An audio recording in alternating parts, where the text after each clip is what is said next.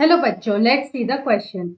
The question is which of the following act is responsible for depolarization of the neuron? तो यहाँ पे question में बोल रहा है कि न्यूरॉन के डीपोलराइजेशन के लिए यहाँ पे कौन रिस्पॉन्सिबल है. Option 1 is opening of voltage gated potassium ion channels. Option 2 is opening of voltage gated sodium ion channel. Option 3 is closure of voltage gated potassium ion channels and option 4 is closure of voltage gated sodium ion channels. तो यहाँ पे हम लोग इस question का की concept देखेंगे कि what is the key concept of this question. यहाँ पे अगर हम लोग पोलराइज्ड मेम्ब्रेन की बात करें तो न्यूरॉन का जो पोलराइज्ड मेम्ब्रेन होता है वो यहाँ पे नेगेटिव होता है on the inside. The polarized membrane of a neuron it is negatively charged on the inside. It is negatively charged inside and it is positively charged outside. और यहाँ पे आउटसाइड में ये पॉजिटिवली चार्ज्ड होता है. तो here we can say that it is positively charged outside and it is negatively charged inside. तो यहाँ पे अगर हम लोग देखें तो यहाँ पे जो डीपोलराइजेशन है उसके लिए यहाँ पे कौन रिस्पॉन्सिबल होता है. तो सबसे पहले हम लोग यहाँ पे बात करेंगे स्टिमुलस की. जब यहाँ पे स्टिमुलस जो है when stimulus is applied at any site on this polarized membrane, तो यहाँ पे क्या होता है कि जो साइट होता है the site becomes freely permeable to sodium ions. The site becomes freely it becomes freely permeable to sodium ions. यानी कि जो सोडियम आयंस होता है उसके लिए जो होता है ये freely permeable हो जाता है that site.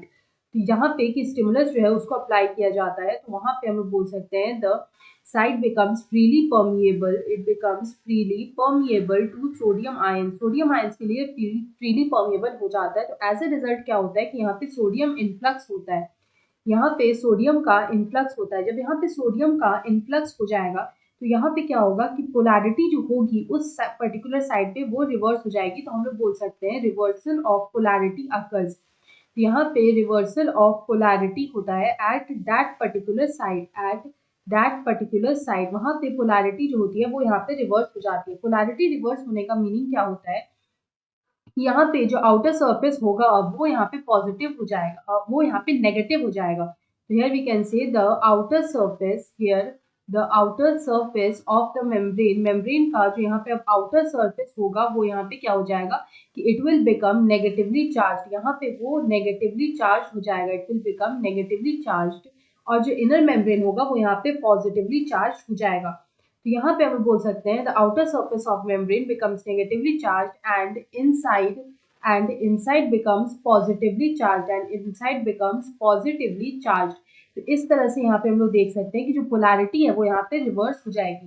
तो जब यहाँ पे ये पोलैरिटी रिवर्स हो जाती है यहाँ पे हम लोग बोल सकते हैं कि the polarity of the membrane at the site gets reversed. इसी को हम लोग बोलते हैं depolarization. This condition is called depolarization. तो यहाँ पे अगर हमसे क्वेश्चन में बोला है कि डीपोलराइजेशन एक्ट के लिए कौन यहाँ पे रिस्पॉन्सिबल होता है तो हम लोग बोल सकते हैं कि यहाँ पे जो opening of voltage gated sodium ion channels है वो यहाँ पे रिस्पॉन्सिबल होता है.